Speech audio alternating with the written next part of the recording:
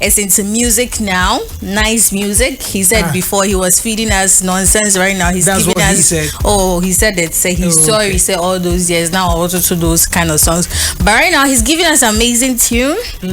He's out with his album Rejected Stone, but then he said something. We all know he went to Nigeria. Yeah, I mean, he'd been in Nigeria for some time now, and then he dropped this particular album. So he's saying that, and that's on Ghana Web. He's saying that no matter what you do as an artist in Ghana, you need validation from a Nigerian artist to enter the international market easily in this era.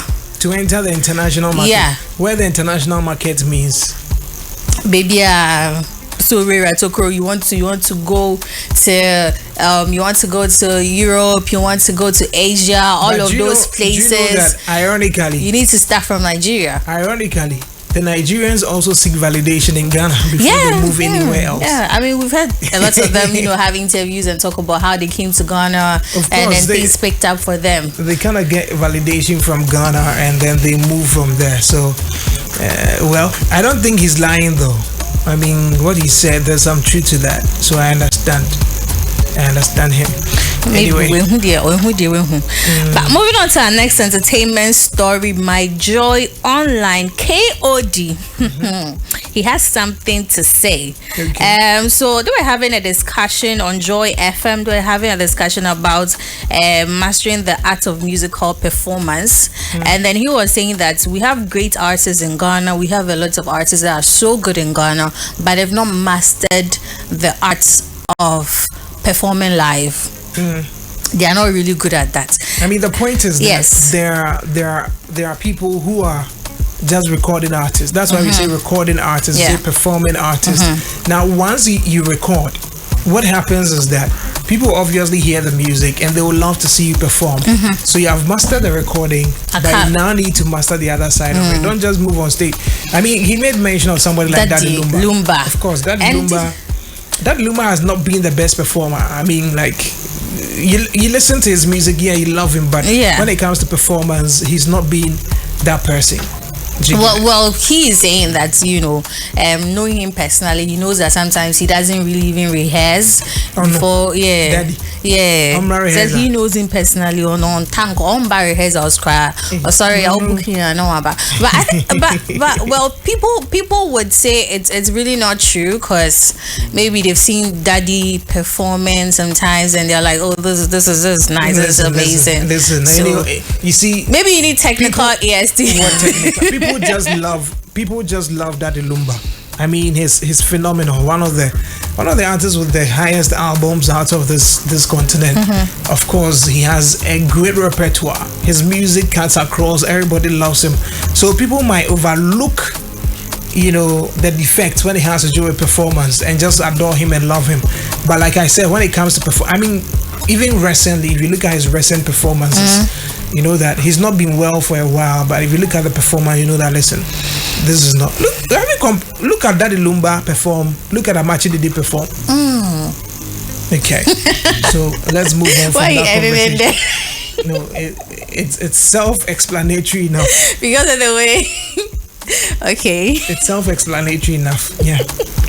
Well, moving on to our next entertainment story. This is amazing news for those of us in Africa and the Middle East. This is on NYDJ Live. The Recording Academy, they have announced a global expansion effort in Africa. I think people in the industry should be or are, excited over this initiative. I'm not excited, why?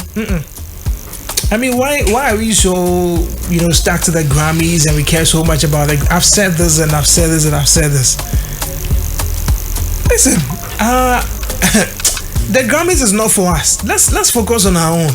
Well, I think they're making, putting effort into recognizing music. Recognizing what music? It's business, but it's purely business. People are going to benefit from it. I mean, talking about the training and all of that. Come on. Giving them platforms to showcase their talents and all of that. So listen, definitely, it's going to benefit some artists. It's strictly business. It's a business move for them. Yes, I mean the Grammys, the Recording Academy, they've already signed an MOU with Ghana. and Ivory Coast, and they are partnering with other agencies in South Africa and all that. I mean, yes, it's purely business, nothing else. I don't see how it's really going to benefit our African artist. I'm not being, bro. I just don't see through this. You know? But it might put some light on them. I mean, a lot of, we have some artists that will kill to even just get a nomination or recognition from Grammy, because it's going to do a lot for their career. I understand the value of the Grammys. Yes, I understand the value of the Grammys. But you see, African music has come of age. Okay. Everybody's jumping to Africa. Almost every big artist wants to have an Afrobeat collaboration. I mean, even the Koreans are doing Afrobeats now. Everybody, you see, that's why I'm saying that they are coming in because it's booming. It's business. For how many years have there not been Africans? If you look at Angelique Kidjo, who's had nominations, or is she not an African? She is. Of course. Why has she been getting all those nominations? Because she plies her trade out there. Why are they now moving into Africa? Because it's a cash cow. Everybody wants to have a bite. It's basically business. And I mean, yes, I don't fault them. They are business people. Once they've seen an opportunity, they need to tap in. But I don't think it's anything beneficial to our artist. Focus on stacking your paper. Focus on getting your music out there. That's the ultimate for every artist. Make sure your fans are happy. Make sure you are making money and you're okay. That's all. Awards are always aesthetics. When they come, fine. They don't, you move. Anyway, next. Yes, anyway, our final story is on My Joy Online, and this is our national story. Well, Parliament is set to introduce free SHS bill. So it's going to make it binding. Hold on. Yeah. Hold on. Free SHS bill to make it binding. Parliament is what? They're set to introduce. They are considering it. No, they said the bill is ready. So they are yet to present it. Free SHS bill. Yes. And who to make it that? Binding. So that who will pay? We are not going to pay.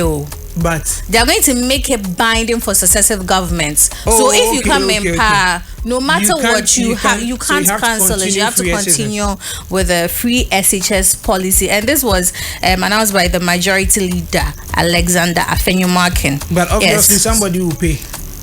Oh, definitely. I know the Almighty can. So I mean, Almighty can cover free. That's the question. Almighty can cover free. Consolidated fund. Oh, I'm just asking that question. Who won't feel me?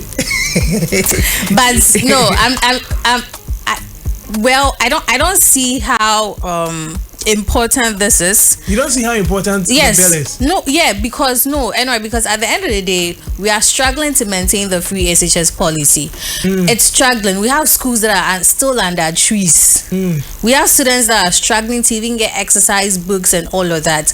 And so if in the future a particular government feels like, look, this is draining my resources too much, I can't keep borrowing to keep it up, I can't keep using all my resources and my revenue to keep it up, and then they feel like at that point is the best thing to do is to cancel it. I don't see why we should make it binding. Well, I mean, there are legal implications. I just don't want to believe that whatever they are presenting will be binding, as in nothing could be changed out of the free SHS. Maybe certain factors or certain things will be taken out of the free SHS, but the policy itself might stay with that. Because for me, I feel the free SHS thing, it's a good policy, definitely. It could have been progressive than just dumping it and with all the challenges that comes with it.